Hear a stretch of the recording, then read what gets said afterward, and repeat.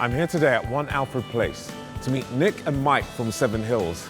They're here to give us some tips about PR and communication strategies for your company. Seven Hills is a startup company. They're in a very exciting space in the PR market. We're going to hear their story and learn some things from them. Nick and Michael have worked in PR for 12 years. 10 years ago, they toyed with the idea of working together.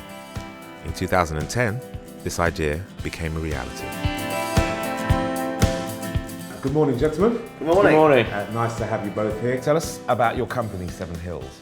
Well, Seven Hills is a new public relations business. We're a campaigning communications consultancy, and we're working with a broad range of clients and organisations with a specific focus on entrepreneurship and fast growth businesses. Most startups start up because they want to do something differently.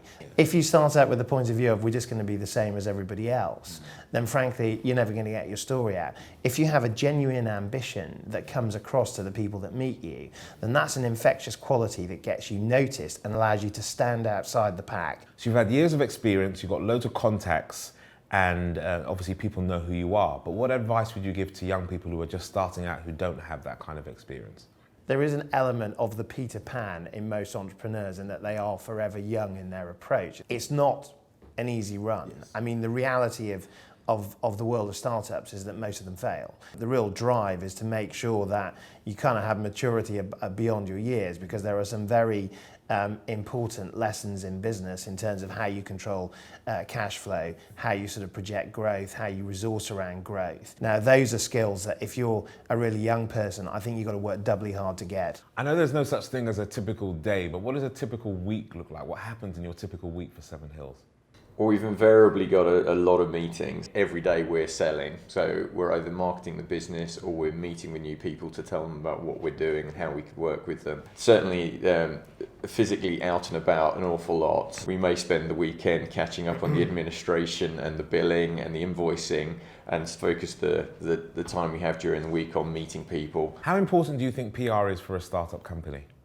Public relations is the impression that others have of you, simply put, and so your reputation is possibly your most important trading asset. You're seeking favourability as a new business, you're seeking to be given that chance. So public relations and all of the various kind of strategies that you can employ on your behalf are really important. And particularly now, given all of the new channels, whether it's Twitter, Facebook, just generally the ability to communicate to a broad audience online at very low cost, it's a very good time to be actually coming to the market with something new. Startups have a uniquely interesting opportunity in public relations terms, especially with the media when they first start, because journalists have the job of finding something new. So the way that you package that story, bring it to life, and then sell it is really important. You don't have to go through 50 press offices or 50 layers of bureaucracy to get that story out. The great thing about a startup is you're mobile, you can be inventive, and you can use your creativity. And so startups need to realise that they're probably more powerful than they think they are in public relations terms. Entrepreneurship as a theme has never been more topical. It's on the political agenda. Each of the major newspapers has got a dedicated writer focusing on the subject. Whatever you think about The Apprentice or Dragon's Den, those shows have helped put entrepreneurship, whether it's from an invention point of view or a career in business perspective, very firmly on the agenda. If a recession is a big company's downturn, a recession is a small entrepreneur's upturn, entrepreneurs for the next 5 years or so are going to be an acutely interesting group of people, because without them, economic recovery doesn't happen. So how can startups do their own PR? We've already mentioned Twitter and Facebook and social media tools, and I think the smart startup companies now are using those tools very effectively to build a community, get their story out. I think a lot also has to do with ambition and backing, because there's no doubt about it that a consultancy can help, but sometimes that's a big burn on your cash. There's an awful lot that a startup company can do to start getting word of mouth working, to start to run its own events, to start to write its own press releases, and so on. The problem with a lot of public relations companies is you go through the door and the first thing they tell you is, well, you've got to go on retainer for the next 12 months. What you have to find are partners that are as entrepreneurial as yourself in their approach, and then you can get the benefits. What simple tips would you give to a startup just in case they have a disaster, something really goes bad? What tips would you give? The three things you have to display are concern, action, and perspective, but they have to be in that order.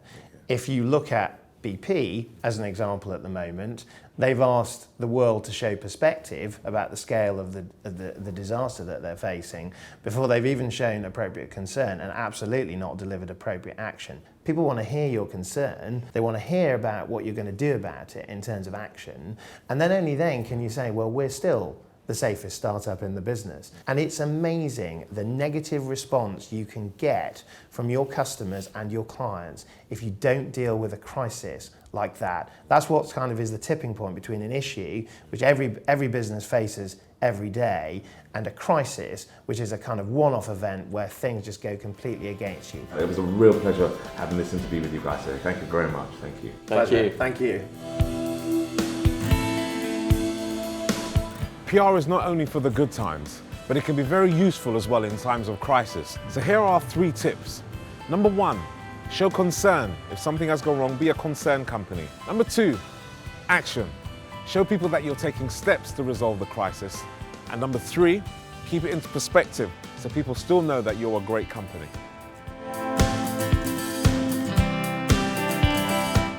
As a startup, you may not have a lot of money to be able to spend on PR, but there are ways of getting people's attention.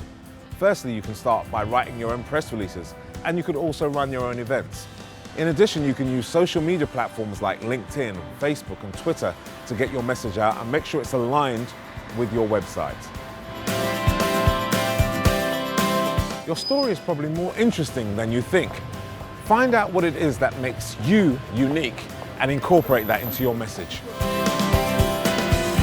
Thank you for watching. We'd like you to post a video response with your thoughts and opinions on virginmediapioneers.com.